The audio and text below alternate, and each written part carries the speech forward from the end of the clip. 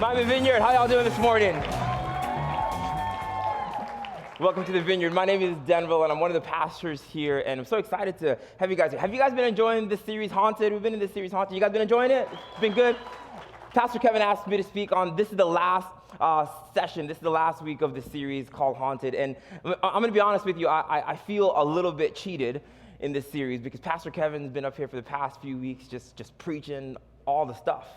So I don't feel like I have much else to talk about. Y'all heard him in week one. He was talking about guilt and shame. You remember that? He was like, they got Moses out of Egypt, but Egypt wasn't out of Moses. And I'm like, okay, Kevin just preaching up all the stuff. And then last week he talked about overcoming labels. You guys remember that? He was like, I don't care what they call you. That doesn't define you.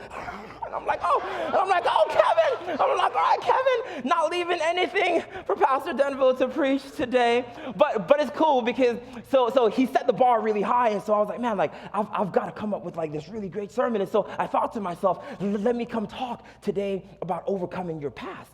And so I started writing this message called Overcoming Your Past. And I got excited. I started writing the message, Overcoming Your Past.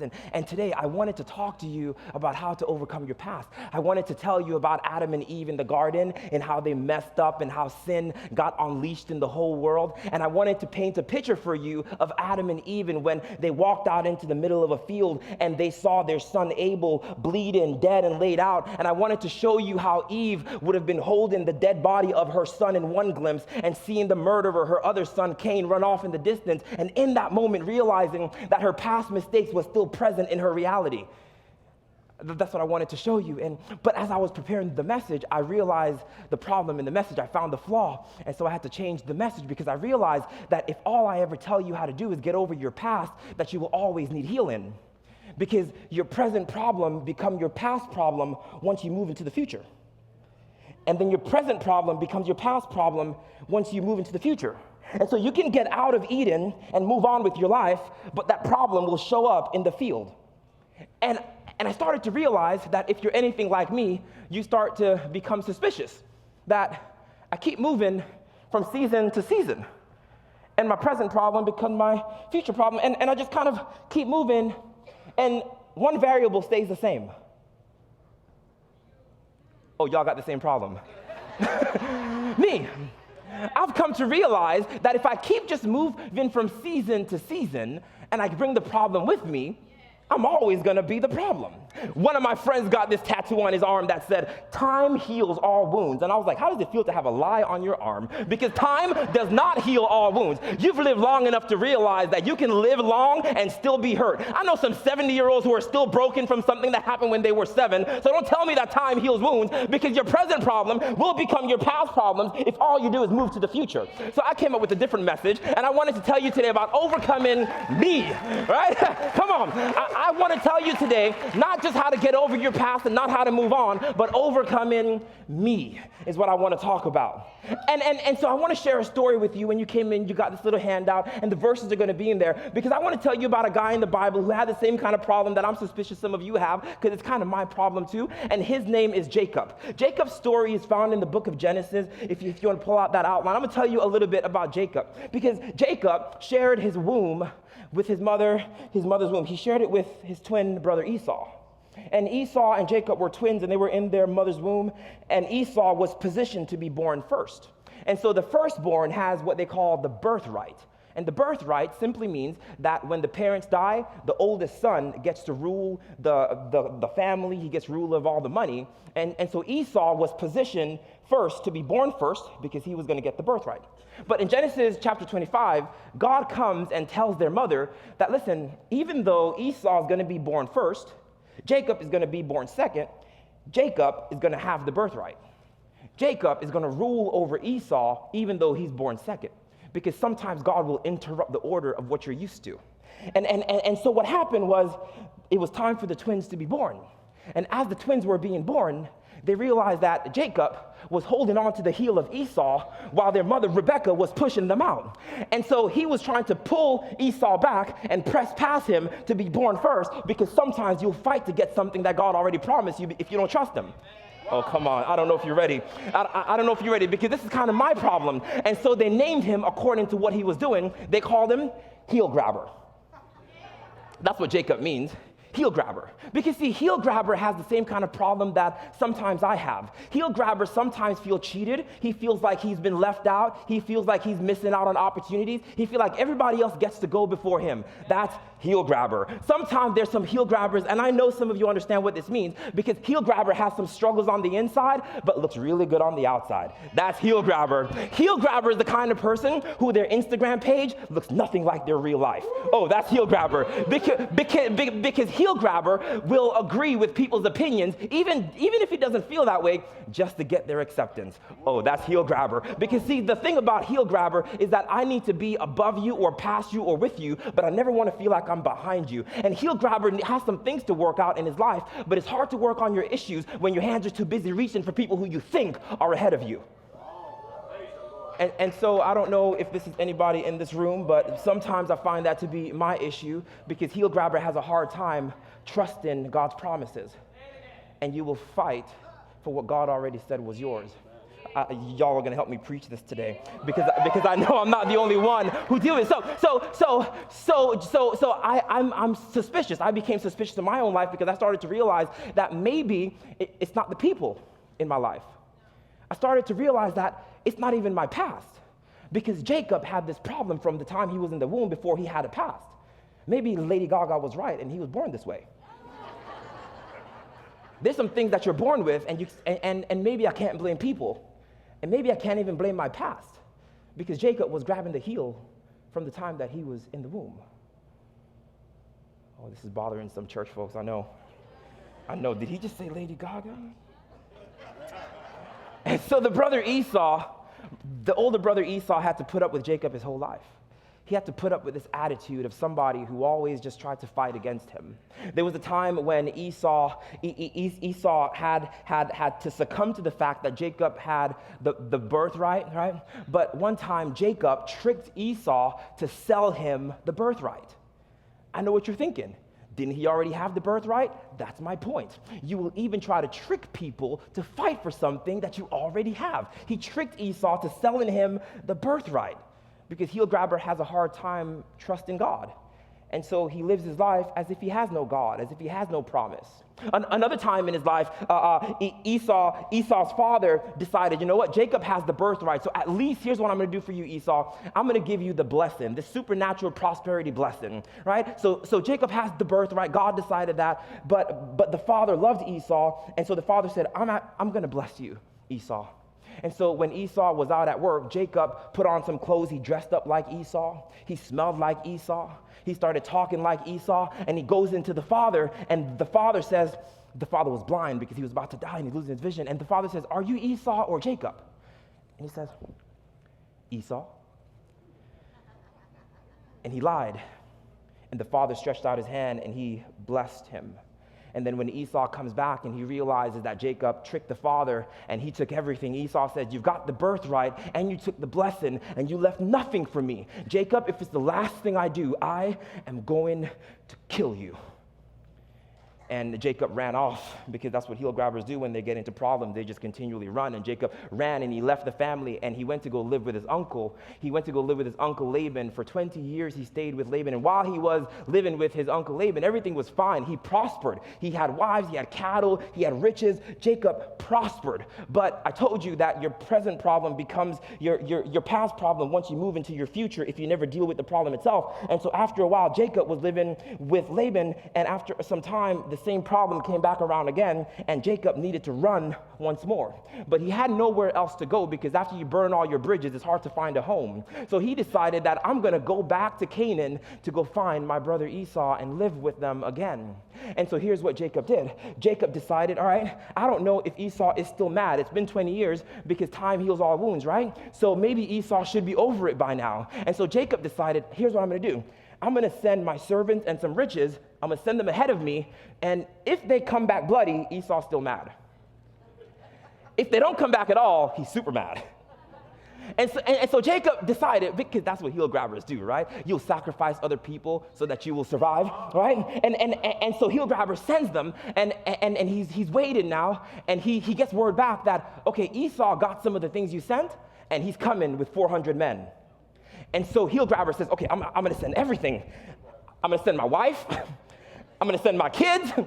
I'm going to send everything ahead of me so I can get in a little distance from Esau to maybe calm him down. Maybe he'll get some compassion. And if you're following along in your outline, this is where the verse picks up. It says, then Jacob was left alone. Everything was ahead of him, and now he was left alone, and a man wrestled with him until daybreak. Now when he saw that he did not prevail against him, he touched the socket of his hip, and the socket of Jacob's hips was out of joint as he wrestled with him. Now I'm going to be honest with you, this is really messed up. I grew up in a South Florida neighborhood that I will not name, but in that neighborhood, we call this getting jumped. It's being ambushed. I want you to imagine that Jacob is by himself and he's sleeping, and all of a sudden somebody comes and just rushes him and starts fighting him, and Jacob fights back, because that's what you do when somebody ambushes you, when somebody jumps you. And you've had situations like this. I don't know who, and I don't know why. I don't know why I would be attacked. I don't know why problem would come into my life. I'm just sleeping, minding my own business, and all of a sudden I get a phone call. I'm doing something right in my life, and suddenly sickness rocks my body. I don't know who it is or why it is, but I'm being attacked by something. So have you ever been attacked out of nowhere and ambushed in life? And Jacob realized that he's getting ambushed. Now, the Bible is clear, however, and this is what's really going to mess with some of you this morning, because the Bible is clear. It's not just a man, because nobody's robbing him because he ain't got no stuff. All the stuff is ahead of him. So the Bible's clear. It's not a man. The Bible's clear that it's not an angel, because Jacob had angelic encounters chapters before.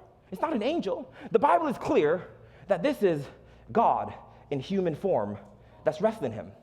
Because if you look at your Bible, most translations and most scholars, they will capitalize the word man. If you look at your verses there, it says Jacob wrestled with a capital M, man, right? And lowercase him, Jacob, until daybreak. And so the Bible is clear that this is God in human form. But if you're Jacob, who do you think it is? Esau. You think Esau has broken the barrier of space and time, and Esau has come to fight me. And so Jacob is probably fighting, screaming out, "Oh, God, help me!" Not to realize that it's God who's fighting him. I told you this is messed up. Because I've been praying for God to come and be with me. Sometimes I pray, "Oh God, will you touch my heart?" But not like that. Not like that. Right? "Oh God, I just want to see you." But when he comes, he doesn't come like a gentle dove, like a gentle wind. He comes and he rushes you, and it's like, "Oh, this is not you, God. It's the devil." Right? And so here's what I want you to write down if you're taking notes. When God chooses a confrontation, you've got to wrestle with God.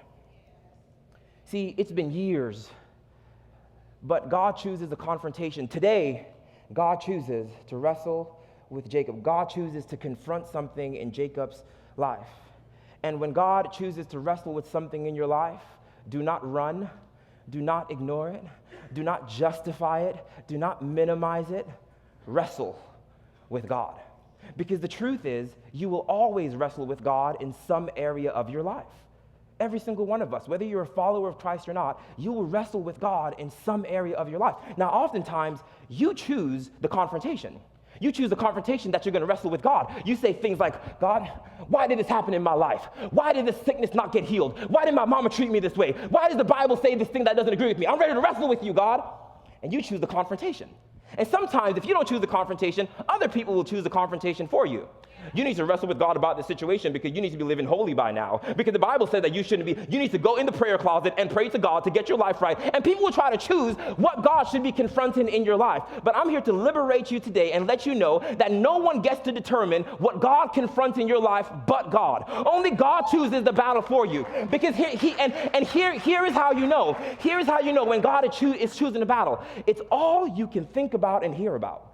It doesn't matter what sermon you hear on any Sunday, it comes up every single time, and you can't shake it, you can't escape it. It's like a cancer attaching itself to every relationship that you have. It keeps eating away at you. You wake up thinking about it, you're secretive, and you try to hide it. That's the thing that God is choosing to wrestle with you. And here's the truth. God will not choose to wrestle with everything in your life. He will not confront every single issue. And I know this to be true, because every single one of us will die with some issue unresolved. So he's not going to fix everything. So how does God choose a battle that he's going to wrestle? Here's how God chooses the confrontation. God chooses confrontations as they result in your destiny. He will only fight the thing that stands up as a mountain between where you are and where he's calling you to be. He won't fix every single issue, but he'll fix the issue on the way to where he's calling you to go. He will stomp down every mountain that stands in the way of the place where you are going. So don't worry about the stuff he's not confronting. Worry about the stuff that he is confronting. Don't let anybody tell you that God should be doing this and should be doing that. Here's what he's actually doing, and I'm going to wrestle with him here. Are you with me? And here is how I know that God will only fight battles according to your destiny, because he's not fighting Jacob physically, because Jacob didn't have a physical problem. So he's fighting Jacob physically. I know it looks like he's coming to fight Jacob physically, but God is not fighting him physically. Now, I would understand if God came to fight physically with somebody like Solomon. Solomon had a physical problem.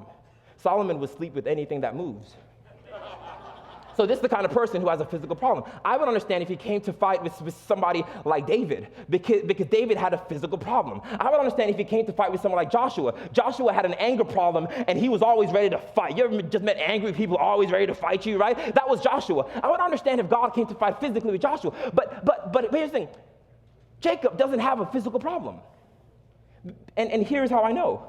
Verse 25 says, and he, capital E, I want you to circle that, and he, capital He, saw that he, capital He, did not prevail against him, lowercase h. God was losing. I told you this was messed up.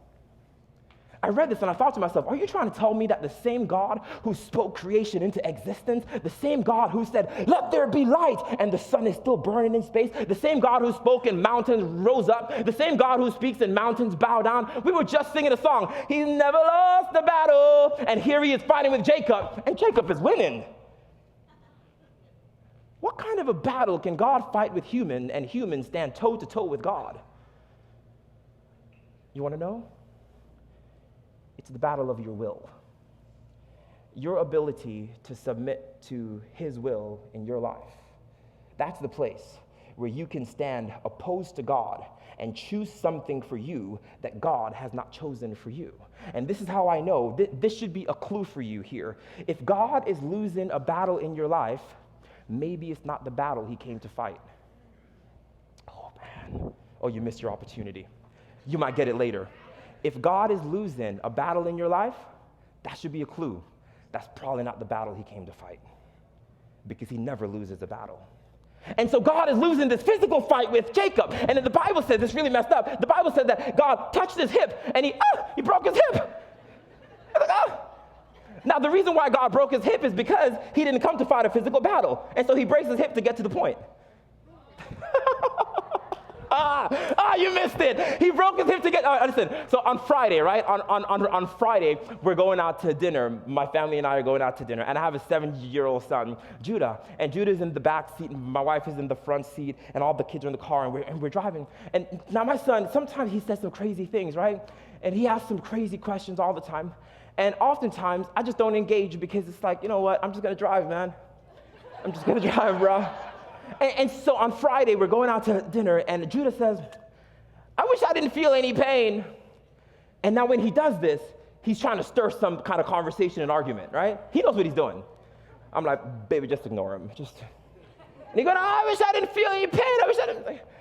And so then, Mommy, why do I have to feel pain? And I'm like, I'm just going to let her deal with it, because she's patient and kind, right? Because if I have to talk to this boy, I'll have to pull over the car, because he always gets me going, right? And so my wife says, no, Judah, listen, pain is good, because pain tells you that there's a problem in your body.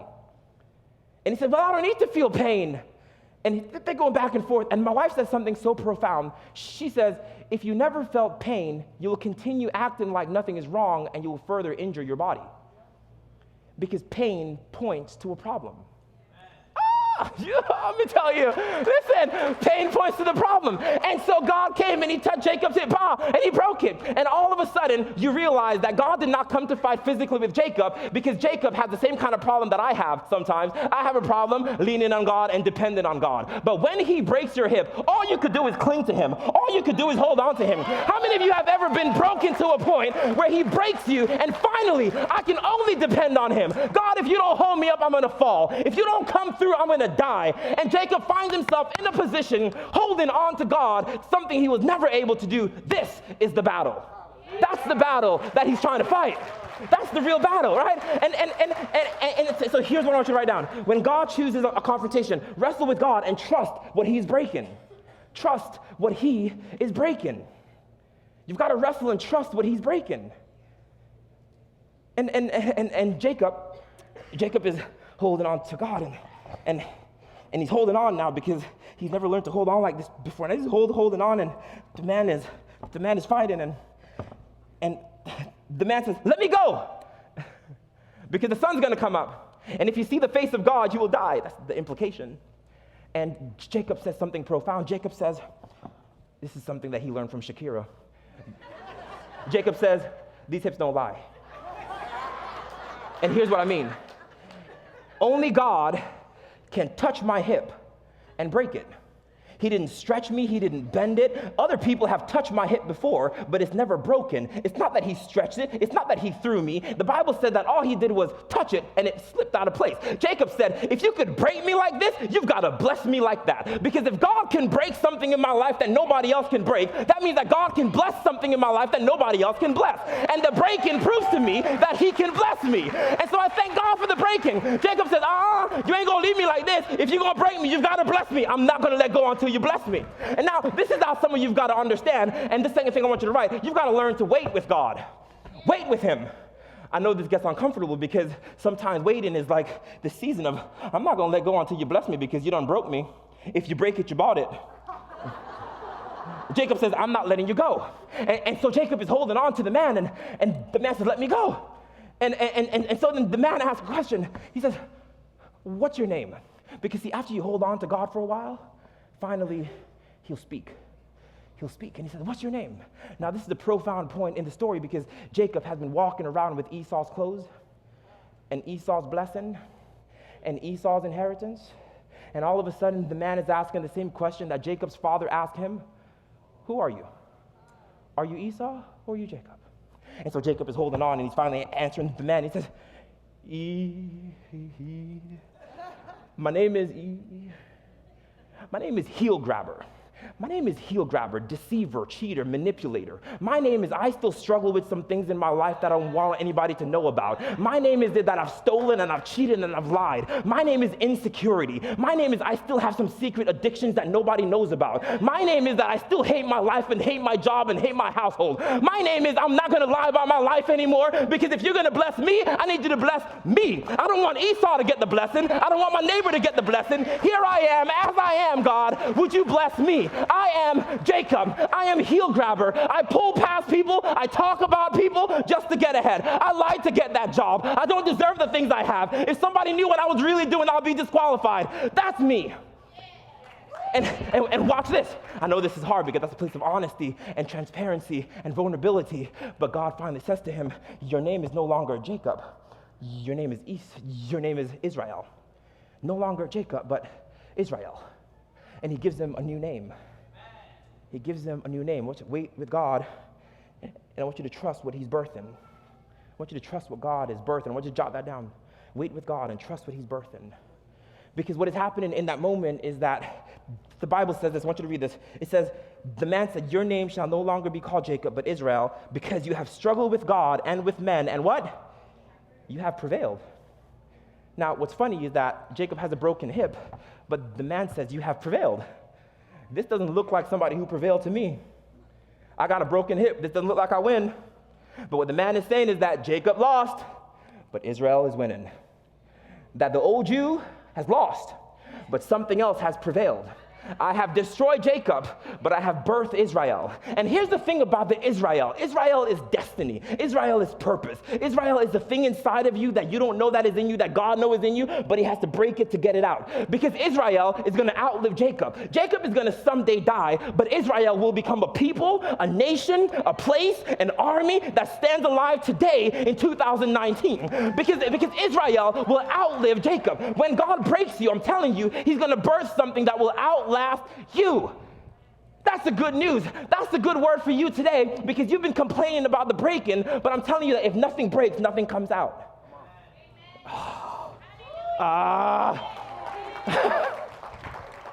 Let's tell you so. Listen, so a few years ago, I used to work at Wild Oats, and this Wild Oats in Pinecrest, and I used to supervise a department there. And for those of you who ever work retail, inventory is from the devil. Inventory is from the devil. And so I was 18 years old, and I was a department manager, and I was doing inventory about 14, 15 hours into my shift, and the inventory just wasn't coming back. It just wasn't coming back. And so you know what I did? I quit. No, I'm serious. I took off the apron, I threw it down, I walked out, I got into my 1991 Acura Integra, and I'm driving down US 1. I get to 152 Street, and I used to have a Nextel. Chirp, chirp. I picked up the phone, and it was my boss, Oscar. And chirp, chirp. Oscar says, Denvil, come back. And I said, Oscar, I don't think you understand what quit means. I quit, which means you can't tell me what to do anymore because I just quit. He says, no, you don't. Come back. And so after a few exchanges, I turn around, I drive back to Pinecrest, and I go back to the store. I get back to the store, and he explains to me, you've got to get this inventory done. I'm going to give you another chance. Get back in there. Go out there, get it, cowboy. He said, but before you go, I need you to sign this paper. I'm like, what is this? He says, I'm writing you up. I said, what? I quit. You can't write me up. I quit. And he said, no. Sign the paper. I'm like, why are you writing me up? He said, because you got the inventory wrong, and you should know how to do this by now, and I'm writing you up for not getting the inventory right. And he said, now sign the paper and go back and fix it. Y'all, I don't know what, I was like, this man is crazy. So I signed the paper, right? And then he flips it over and he says, now sign this one. I said, what's this? He said, I'm writing you up for leaving. I quit. I'm like, I quit. You can't write me up. You know what I mean? Because see, I was one of those people who I like to glory in my strength, and he was revealing my weakness. And so I came back and he said, sign the paper. And I was like, man, this is some crazy stuff. I signed the paper. But what I didn't realize in that moment is that Oscar was breaking me. Oscar told me something profound that day. He said, if you quit this, you will quit the next thing and the next thing and the next thing. And I didn't realize it, but Oscar was breaking me in that moment. And I thank God for that breaking point, because I would work some jobs in the future that I would want to quit, but my hip was broken. And so I had to drag this old flesh through seasons and bosses, working with people I don't like, because I was broken at 18. That was the lesson that I learned at 18, that when I got to 28, I needed it. When I get to 38, I'm still going to need it, because this hip is broken, and I'm not going to quit. I'm going to fight through. Thank you, Oscar, for breaking me. For breaking me. Right? And so this is the kind of thing that I believe that you've got to understand, because when God breaks you, he breaks you really good. So Jacob's holding on to this man, right? He's holding on to the man, and then the man gives him a new name, but Jacob is still holding on. The reason he's still holding on is because that's not what he asked for. Jacob says, Israel, cool name. That's not what I want. Because Jacob doesn't realize the blessing yet, because Israel won't come to pass until hundreds of years later. He won't even see it. But God birthed something in that moment that he would never see. And so Jacob says, that's not what I want. Now, these next verses are really difficult, and I want to show you why. These next verses says that Jacob asked the man, he says, now tell me your name. And the man says, why do you want to know my name? In the Hebrew, however, it sounds like something rhetorical. In the Hebrew, it would sound something like this. Can I know you? And the man says, oh, you want to know me? That's the conversation. Because Jacob has a problem that you and I sometimes have. Jacob has been with God in the past and did not recognize him. He named a city Bethel, which meant God is in this place, and I missed him again. And Jacob is saying, if you broke me like that and you blessed me like this, can I know you, God? And he says, oh, you want to know me? And he says, the man blessed him there.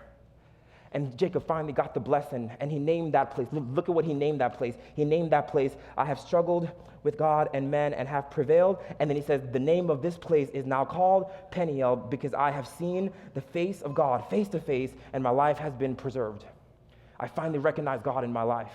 And the Bible says that after that, Jacob, he was walking off, and he says he left that place, and he was walking with a limp. See, God blessed him and gave him a new name, blessed him and gave him his face. He now knows who God is, but he still got this limp. Now, I know this looks really messed up because you've got to walk with God. That's the third thing I want you to write. You got to walk with God. Walk with God. Even if it's with a limp, I'm going to walk with him and trust what he's blessing. He might not heal this thing. And I know this looks crazy, and I know this might even look like I'm a hypocrite because I thought Jesus was a healer. Why is your hip still messed up? That's why you can't avoid people or judge people who walks with a limp. Because just because I'm walking with a limp doesn't mean that I've seen God. In fact, my limp is proof that I've seen God. If you do your daily Bible readings this week, or you check out one of our Beyond the Weekend groups, you're going to hear about a man named Saul. Because the Bible said that there's a man named Saul who in the New Testament, who wrote most of the New Testament scriptures, that God actually met him in the same way he met Jacob, and he knocked him off of his horse, and he went blind. And this man named Saul was now named Paul, and Paul would walk with a limp his whole life. In fact, if you flip over your outline, there's a verse there where Paul says, I've had this thorn in my flesh, this thing inside of me that I just cannot shake. I don't know if it's physical. I don't know if it's immoral. It may have been sexual, but something is in his flesh. He says, I asked God in one season of my life, will you take it, Lord? And God was silent. But I kept following him with a limp, because Christians sometimes have to walk this way as we follow Jesus. And then Paul said, I prayed a second time in my life. Maybe now I'm in my 40s and 50s. And I said, God, will you take it? He was silent. He said nothing. And maybe now I'm in my 60s, and Paul says, finally at the end of my life, I asked him, God, will you take it? And here is what God said. He said, my grace is sufficient for you, because my power is actually perfected in what? Weakness. That it's in your weakness that you find strength. I want you to jot that down. God tells him, he says, my glory over you, my strength is actually perfected in weakness. Paul says, therefore, I will boast more in the glory all about my weakness, so that Christ's power may rest on me. That is why, for the sake of Christ, what he said, I delight in my weakness, in insults and in hardship, in persecution and difficulties. For when I am weak, that's when I'm strong. Paul understands something that you need to know. You've been looking for power, but God has hidden power in weakness. You've been looking for glory, but God has hidden glory in suffering. You've been looking for God, and God has hidden himself inside of a man. God has hidden himself inside of a man named Jesus. And even when Jesus came to starve out hell and to conquer the devil, he didn't come like this. He came like a broken man stretched out on a cross. And he said, I know it looks like Rome is winning, but God is breaking Christ on the cross to birth Christ in the church. And I'm telling you that if he was not broken, you would not be blessed. If he didn't suffer, you would not be healed, because it's by his stripes that you were healed, that he was crushed for your transgressions. He was broken for your iniquities. And I know he looks weak, but he said, this is how I get victory. This is victory. This is victory. He said, this is how I conquer the world. This is how I conquer your guilt. This is how I conquer your shame. He said, this is true victory, that it's in weakness that I am strong. Ladies and gentlemen, I want you to know today that you need to start glorying in your weakness, because just because you walk with a limp doesn't mean that God isn't blessing something. He says, follow me just like that, just as you are, because if you aren't weak, I'm not strong. How many of you know, listen, me being on this stage is such a miracle of God, because I'm a stutterer. I come from a long line of stutterers. My uncle was a stutterer. My brothers all stutter. And speaking in public is the one thing I never thought I would have to do, because I have this speech impediment. And when God called me to speak, I said, God, they're going to hear it. And I'm really embarrassed about it, because my siblings always picked on me about my stuttering. But God said, your weakness, that's going to be my strength. Go and proclaim the good news, because I'm going to use the weak things in your life to show that I'm glorious, to show that I am good. So I boast in my weakness. Yeah, I stutter and I don't talk well, but the power of God would flow out of my mouth, that God would use this weak thing, that God would use something broken, that he would use something messed up to declare his goodness. And I'm telling you, God is not ashamed of your sin. He's not ashamed of your weakness. He says, I want to use that thing for my glory. I want to use it for my glory. And this is how the story ends. He says suffering produces perseverance, perseverance character, and character produces what? Hope. That's where hope comes from. Oh, through suffering. If I hadn't been through nothing, I would be nobody. If I didn't go through anything, I would never meet him and lean on him. I thank God for my weakness. I thank God for the people who left me. I thank God for the things that didn't work out. Because if they all worked out, I would still be selfish. I would still be selfish. I would still be arrogant and all about me. But I'm broken. That's why I can't judge you. Because I'm broken.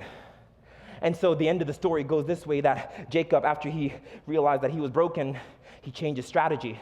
Look at that last verse. It said that Jacob, he said, hey, wife, come back. Children, come back. I'm going to go find Esau. And he changed his strategy because now he's a new person and he goes ahead of everything. I'm going to go first. And now it's even worse because I can't fight Esau. And Esau sees him coming. And Esau sees old broken Jacob like he's never seen him before. He sees a humble Jacob. And it was his weakness. Watch me. It was his weakness. Jacob's weakness conquered Esau. Because Esau was coming with 400 men, but then he saw the broken hip, and he ran and he hugged him. And he said, oh, my brother, you're back. Because weakness is attractive. Because that's where God actually shows up. That's how he defeats Esau. Because God broke his hip. And Jacob realized, I can't fight anyway. So if you're going to kill me, just go ahead and kill me. He said, here I am, as I am, how I am. And now that I'm broken, either take me or leave me. And Esau came, and the relationship was kindled. The relationship was kindled.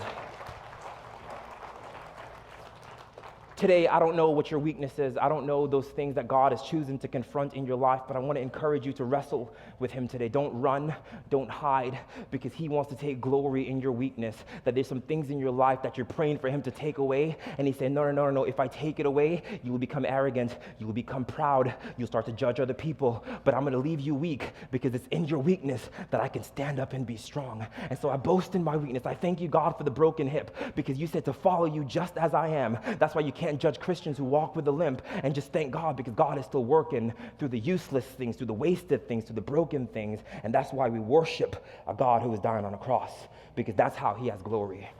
That's how he has glory. Let's pray together. God, I thank you today, God. I thank you for your goodness. I thank you for your mercy, and I thank you for your strength. God, I pray today for people in this room who are suffering with weak things, people who are having a hard time in hardship, God. And I pray today, Jesus, that you would touch them, that you would show them that I might not heal everything, but I will heal the things that need to be healed, that I will overcome you if you let me. We thank you, Jesus, and we love you. Amen and amen. Pastor Paul.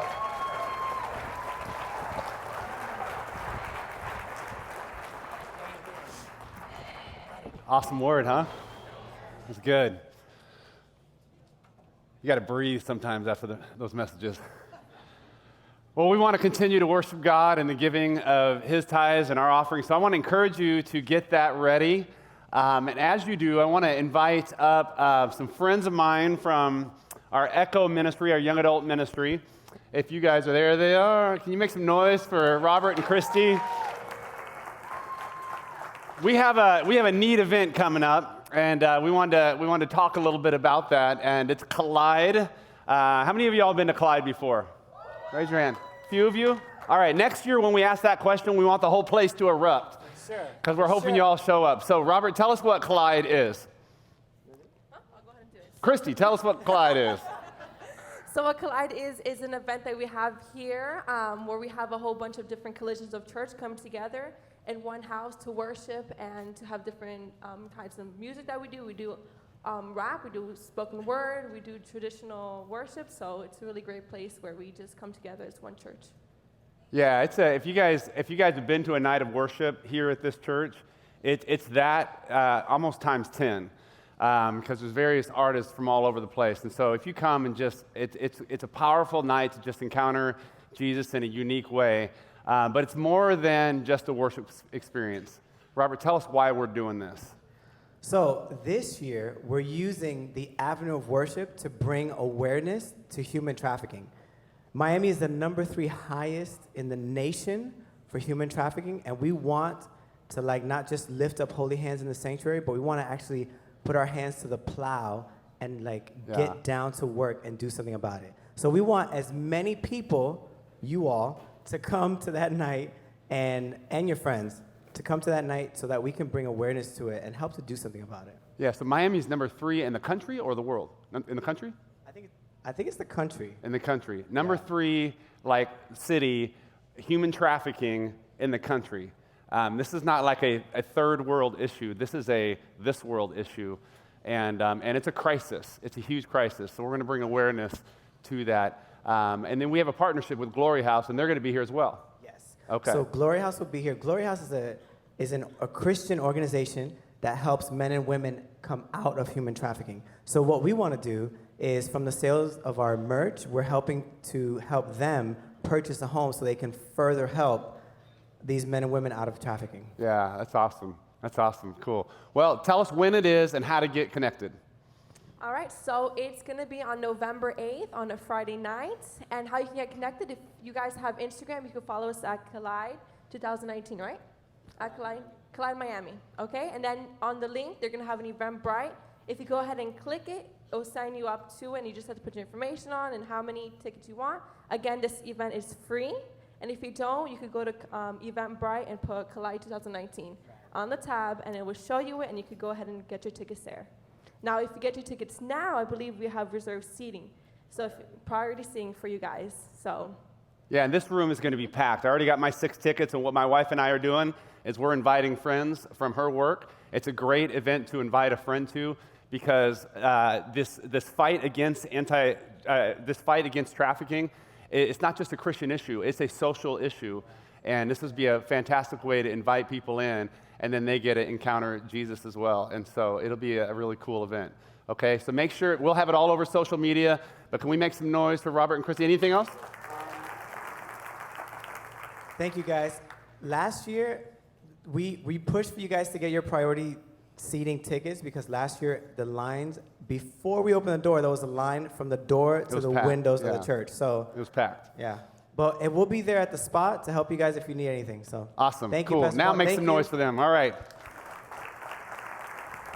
It's going to be an awesome event. I just invite everyone to come. They're expecting over 1,000 people. That's this room plus that room. And so make sure you get there quickly. Okay, we want to continue to worship God in the giving of His tithes and our offerings. So a couple of different things as you came in.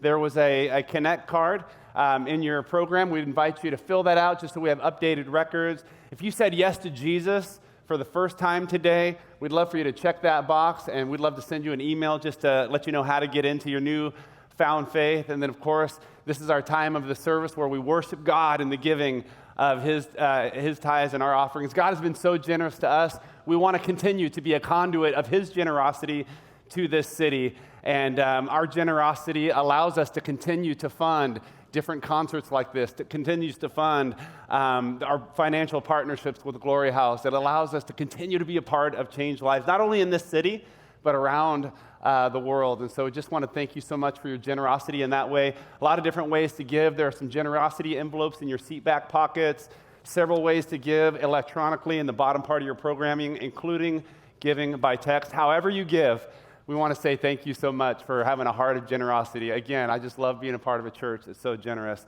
So thank you for that. Ask you to remain seated as those buckets come by, and then Pastor Denvil will come back after the song to dismiss us all together, okay? So guys, take it away.